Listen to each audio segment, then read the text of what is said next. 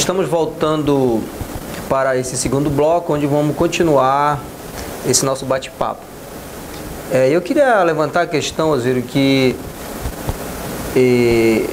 essa dualidade, né, essa questão do homem, né, que a gente dia a dia lida com noticiários de um homem fazendo coisas boas, né, e ao mesmo tempo a gente vê um homem, esse mesmo homem fazendo coisas terríveis, né, coisas ruins, e ao mesmo tempo nós como cristãos a gente acredita que existe um Deus que está no controle de tudo, né? E que está vendo os acontecimentos, mas não entregou esse mundo ao caos.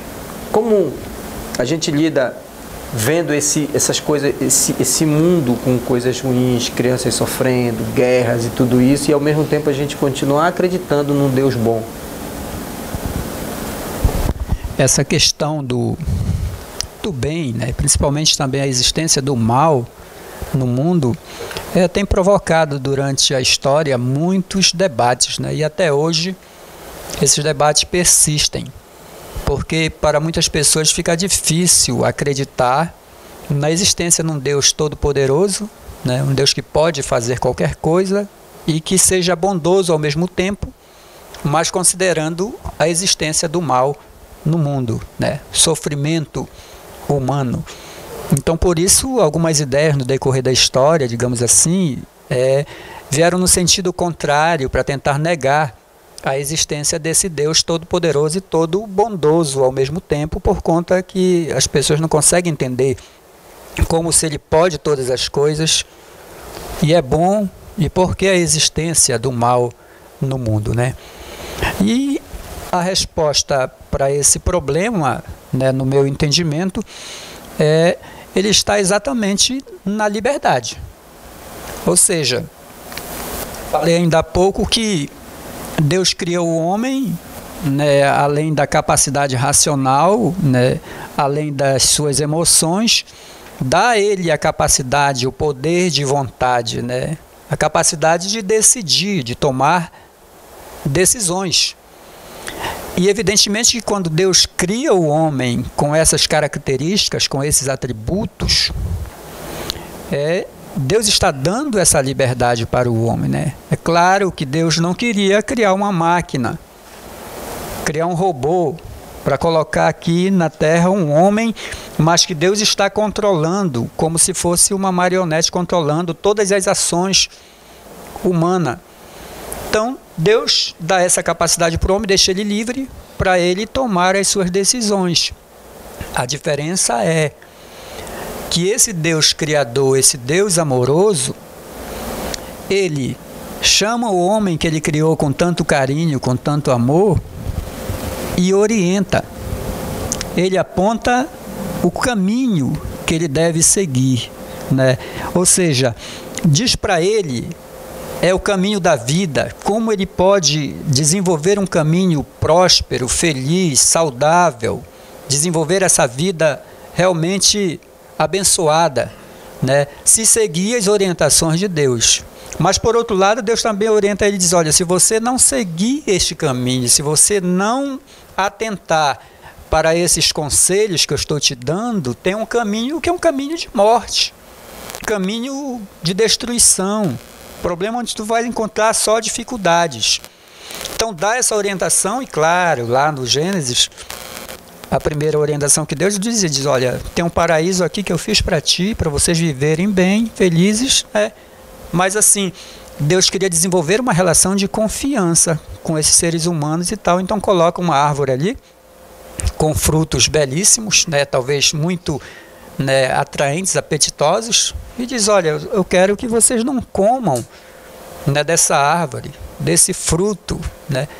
Então, a relação de confiança que Deus está desenvolvendo com este homem, com esta mulher, e pede para eles, olha, vocês fiquem à vontade no jardim, só não façam isso daqui, porque no dia em que vocês comerem deste fruto, vocês vão morrer.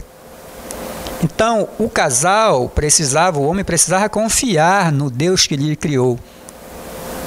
E evidentemente que essa relação de comunhão que o homem desenvolveu com Deus num grande período, a Bíblia não fala quanto tempo, era suficiente para que amadurecesse esse relacionamento e o homem confiasse em Deus, né? Cresce em Deus, de que os conselhos de Deus são bons para os homens. Mas o que a gente percebe é que entra no cenário uma figura que é da serpente, né, o enganador, que vem com uma mensagem para semear a dúvida no coração, né, do casal. Então, coloca a dúvida, né? Alguém que ela nunca tinha visto um animal, que nem sabia que falava, de repente começa a se comunicar com a mulher e diz: olha, o que foi que Deus disse para vocês? Né? Não comam da árvore que está no meio, porque senão a gente vai morrer. Aí ela diz para ele: olha, não é verdade isso. Não é verdade. Na verdade, Deus não quer que vocês comam, porque se vocês comerem, vocês vão adquirir conhecimento, ser semelhante a Deus. Então, ele não quer essa concorrência. Então, aí, ou seja, eles ouvem essa mensagem e o que é que acontece? Duvidam da orientação de Deus, porque facilmente, se havia já uma confiança, uma crença, ela para dizer: não, mas eu nem te conheço. Como é que eu vou deixar de acreditar em Deus que todos os dias passeia no jardim, se comunica comigo, colocou esse jardim aqui para mim? Então era para ter recusado, mas aí chegou a dúvida: será que Deus está falando a verdade para mim? Então vai e desobedece. Então, na verdade, o primeiro erro do casal não é simplesmente a desobediência, mas é a desconfiança, a descrença. Faltou fé ao primeiro casal, por isso caíram. Então, essa liberdade, Francilei e Nilcivan, essa liberdade que Deus deu para o homem, ou seja, Deus não limitou. Ou seja, coloca o homem, mas não vou tirar toda a possibilidade. Então, Deus coloca no homem a possibilidade. O mal está em conceito, em potência. Ou seja, apesar do homem não ter experimentado o mal, mas a possibilidade de erro existia em potência, desde que este homem livremente resolvesse entrar ou buscar o caminho do mal. Então, Deus não impede que o homem faça o mal, mas Deus explica para este homem quais as consequências de fazer o bem, de praticar a verdade, praticar as virtudes. Qual é essa consequência que é a vida, mas também explica que o caminho de desobediência, de fazer aquilo que é ruim, de praticar o mal, as inverdades, né? O caminho é de morte. Então Deus faz essa previsão. Aí, como Deus dá a capacidade para o homem fazer análise do que é certo, do que é errado, a responsabilidade, nós não podemos responsabilizar Deus pelas nossas atitudes. O homem, somente o homem é responsável pelos seus atos, diante dele mesmo e diante de Deus. Então, Deus é bom, Deus é todo-poderoso, mas Ele não vive interferindo na vontade humana. Ele apenas aponta o caminho. Faça o bem, que o resultado vai ser uma vida de bonança, né, de felicidade. E nessa terra aqui, depois no porvir. Então, dizer que um Deus todo-poderoso e todo-bondoso não pode existir? Pode sim. E aí o resultado disso é o seguinte, que quem vive praticando a maldade, se distancia de Deus, vai ter consequências. Mas para quem faz o bem, procura praticar a justiça, esse também vai ter uma consequência, mas é uma vida abençoada ao lado de Deus. E aí, rapidinho, Francilei, esse caso que o Osírio acabou de falar, né, aqui só complementando, por exemplo, tem algo, Osírio, que acontece no Éden, por exemplo, primeiro homicídio. Ainda há pouco, quando nós estudamos teologia sistemática, questão de Deus, de pecado, de anjos e tal, o homem, são várias interrogações que são muito feitas pelos alunos. Deus sabia disso? Claro que sabia. Tá? Deus sabe de todas as coisas. Ele é bondoso, Ele é amoroso, como já foi falado, os atributos dele. Mas o que eu estava falando ainda há pouco, por exemplo, o primeiro homicídio que acontece no Éden, na história, é entre quê? Dois irmãos. No Éden? Sim. Ainda vamos dizer que seja ali o Éden foi tirado logo depois do pecado, né? Realmente, não é aquele Éden original, mas o local sim. Depois que ele peca, mas o local sim, né? Só o Éden que é tirado mas o local provavelmente é o mesmo. O que nós observamos lá? Essa questão da ação de Deus. O Senhor eles vão se apresentar perante Deus, que é justamente Abel e Caim, e você vai perceber que o Abel apresenta um melhor sacrifício. Alguns escritores dizem que ele talvez nem soubesse que ali seria um ato de sacrifício, logo depois que a cultura judaica vai defender isso, mas ele faz uma belíssima apresentação para Deus, daquilo que ele tinha de melhor, de tudo que ele tinha de melhor para Deus. E o seu irmão não faz. Seu irmão faz de qualquer forma. O texto vai ser bem claro, Moisés vai escrever. Você vai perceber no texto que o Caim vai ficar com um semblante triste, tal, cabisbaixo. E o que é importante lá, Osírio, que Deus se relaciona com ele. Pergunta para ele por que ele está assim, o que é que ele tem. E ele vai conversar com Deus lá no texto, dizendo que ele fica aborrecido com Deus. Com seu irmão, porque Deus aceitou dele, do irmão dele, não dele. E Deus aconselha ele, mas lá no final ele acaba, matando o seu irmão. Então, para você ver, Francilei, do caso que Deus, apesar de Deus ser esse Deus e é todo-poderoso, é onisciente, onipresente, com todos os seus atributos, porém ele abre essa liberdade, essa potencialidade, ainda que pouco o Osírio falou, dessa liberdade para esse homem. Porque justamente, Osírio, Deus poderia intervir. Era muito fácil para Deus intervir e dizer, olha, você não vai matar seu irmão, não vai acontecer o primeiro homicídio no mundo, a maldade. Só que nós já ocorreu o que ainda pouco o Osírio falou, a queda. Então, Deus desde o início também poderia não ter deixado que houvesse a queda. Mas ele vai deixar a liberdade para quem? Para Caim. Estava na mão de quem? Na mão de Caim. Ele que ia decidir se ele ia, através da inveja de vários fatores, matar o seu irmão. Então, para você ver o quanto esse Deus, ele deixa nós muito livres daquilo que nós queremos fazer. Se ele obedecesse, por exemplo, o conselho de Deus, ele não tinha feito. Não tinha matado seu irmão. Deus aconselha ele, mas ele não obedece. Ainda há pouco o Osírio falou a questão do aspecto, do espírito maligno, da sua própria vontade carnal, de querer mesmo matar seu irmão por conta do que seu irmão dele foi melhor do que ele nesse aspecto da apresentação perante Deus. Silvan, eu queria acrescentar ainda o seguinte, viu, Francilei, a maldade presente no mundo, que a gente vê na televisão todos os dias, na internet, enfim, está disseminada. Poucas pessoas realmente, principalmente os cristãos verdadeiros, ou então que praticam outra religião, mas que têm como princípio o bem, a verdade, entendeu? Esses procuram fazer realmente o bem e praticar as virtudes. Agora, na maioria dos casos, a maldade está disseminada no mundo. E aí, só que quem é responsável por essa maldade? É o próprio homem.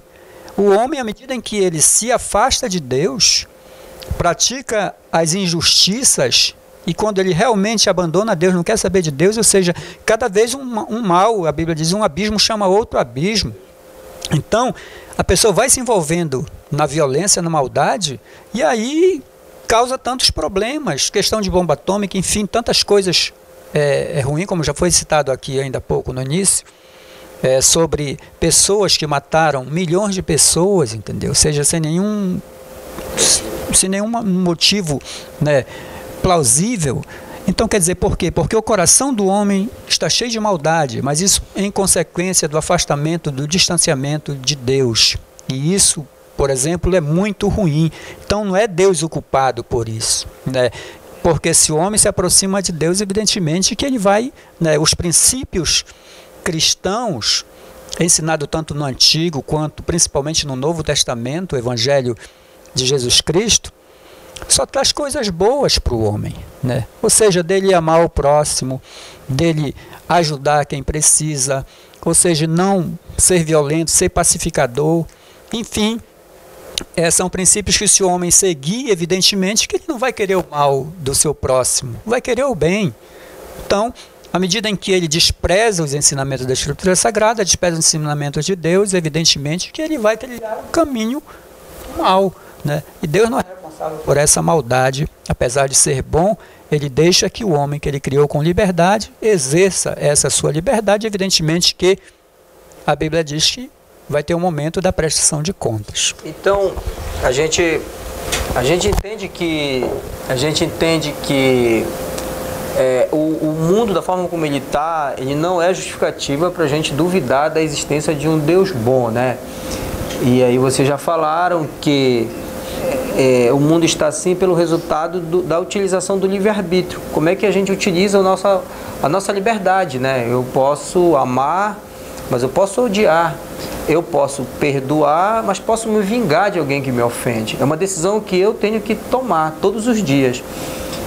Mas como é que vocês entendem, para a gente entender que Deus, apesar do homem ter desobedecido e continua desobedecendo, mas como é que a gente pode acreditar no Deus que Ele ama? Qual foi a prova que Ele nos deu, que Ele nos ama, apesar de nós, apesar dos nossos erros, que Ele quer reconstruir este mundo, que Ele não deseja que o mundo esteja como está?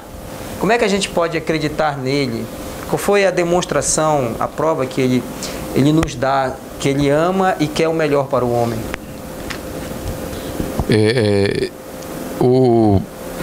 Quando ocorre a queda, o primeiro passo, quando o homem erra, nós temos lá o primeiro profeta que vai ser Deus. Em Gênesis 3,15, o próprio Senhor vai dizer que vai colocar inimizade entre aquele animal que ainda há pouco o Zero falou, que no caso era a serpente, ela voava e tal, mas o Senhor vai trazer a promessa de um plano de amor, para esse homem, que vai dizer que vai colocar inimizade entre a serpente e o homem.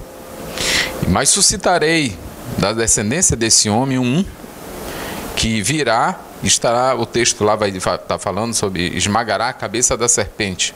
Vai ser nítido que Deus vai trazer, tá, um ser humano, um homem, né, que esse homem Deus cria, como o Osírio já falou, salvou assim, Deus cria esse primeiro homem num aspecto perfeito, no mundo perfeito, e logo depois ele erra e, vamos dizer assim, e deixa tudo, né, de uma forma totalmente destruída de como Deus queria. Mas aqui em Gênesis 3,15, né, a promessa de Deus é que Ele vai trazer um homem, através do seu amor, né, Ele vai trazer um homem que virá e vai esmagar a cabeça da serpente. E aí, inclusive, o apóstolo Paulo vai dizer que ele traça esse plano antes da fundação do mundo, fazendo com que esse plano dele de amor pela humanidade depois da queda, né, é antes da fundação do mundo. Ou seja, pelo aspecto da soberania de Deus, pelo seu amor, ele já tinha como propósito, como objetivo: o homem erra, mas eu tenho amor por esse homem, e esse amor vai fazer com que eu possa resgatar essa comunhão que esse primeiro homem não conseguiu fazer, mas eu trarei esse novo homem, que é o Espírito vivificante, que é o nosso amado Jesus Cristo, que nós iremos, né, talvez lá daqui até o final vamos estar falando um pouco quem é esse novo homem, né, esse Espírito vivificante.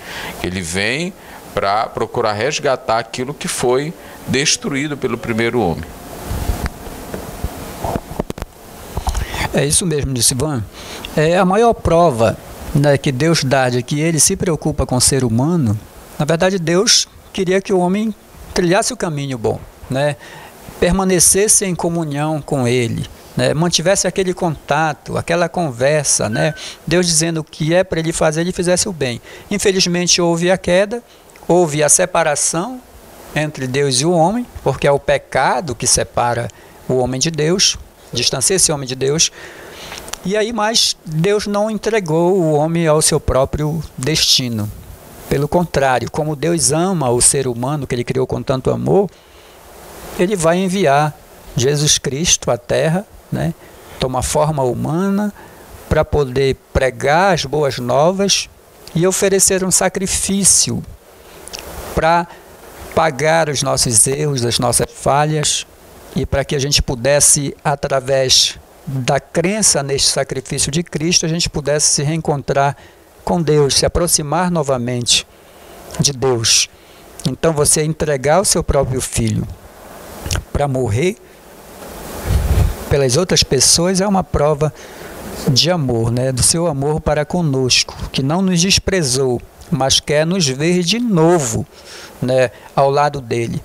Por isso a mensagem do Evangelho é exatamente uma mensagem de arrependimento, né? Arrependei-vos e crede no Evangelho, crede no sacrifício de Jesus.